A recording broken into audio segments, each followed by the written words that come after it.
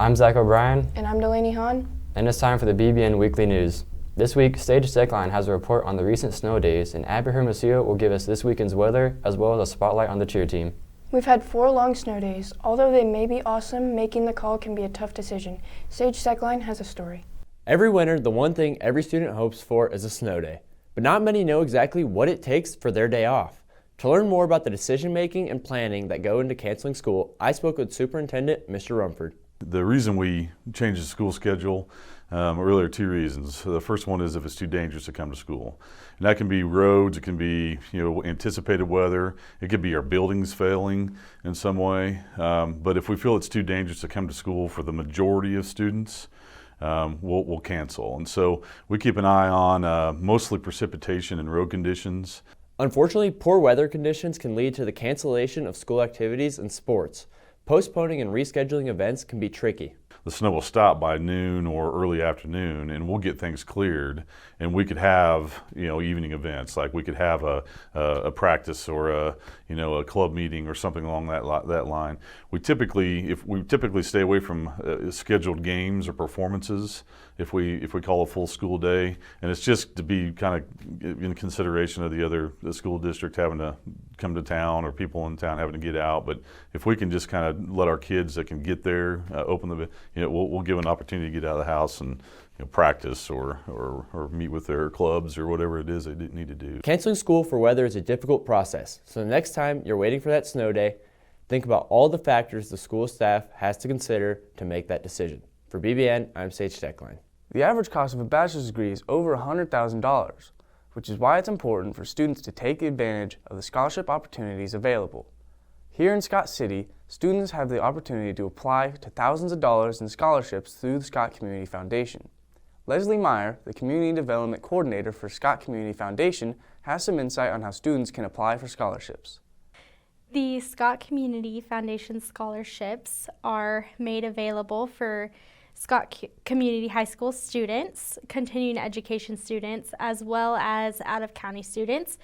And this is an opportunity for them to apply and receive money for their education. These scholarships are possible through the generosity of local donors.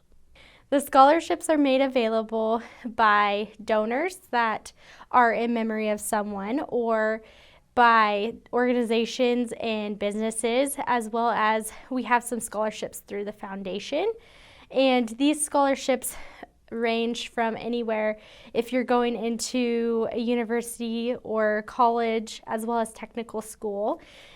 With the rising cost of education by 69% since the year 2000, scholarships are a great way to ease the pain of paying for college.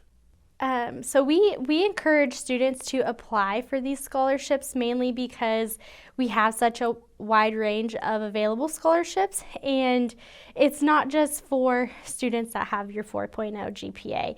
So we also encourage students to apply because just in the last year we gave over $159,000 to students, and we really just encourage it because we have a lot of opportunity for students to reach their education goals. Knowing when and where to apply is a great way to get started on applying for scholarships. So if a student would like to apply to any of the available scholarships, they can go to scottcf.org, and on our website all of our applications are now online, so you can apply online, and they are open now and they close February 23rd, so you have about a little bit over a month left to get your scholarships in. And of course, if you need any kind of guidance or you have questions, please feel free to reach out. Thank you, Leslie, for helping inform the students. Again, make sure to go to scottcf.org to find more information. For BBN, I'm Cameron LaPlante. With Beaver basketball and wrestling in full swing, the SCHS cheerleaders are working extremely hard keeping school spirit alive. Here's Abby with her story on the cheer team.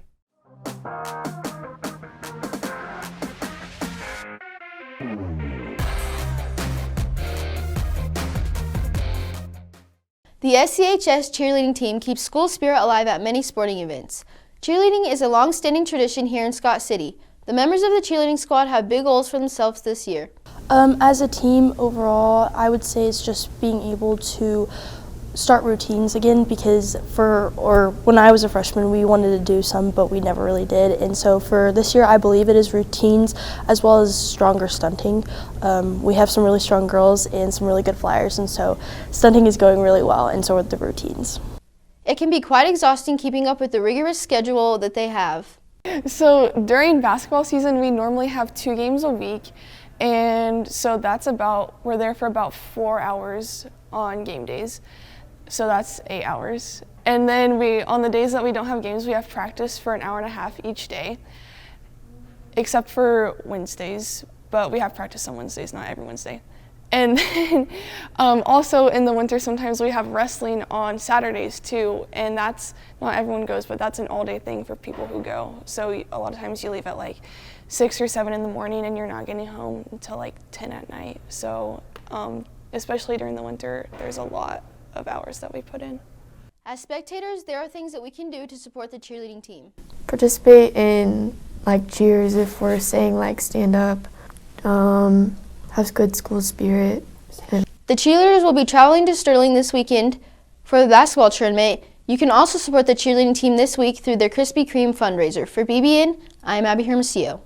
Thanks, Abby, and good luck to all Beaver Athletics this week. Have a good week, SGHS. For BBN News, I'm Zach O'Brien. And I'm Delaney Hahn. Stay tuned for next week's episode.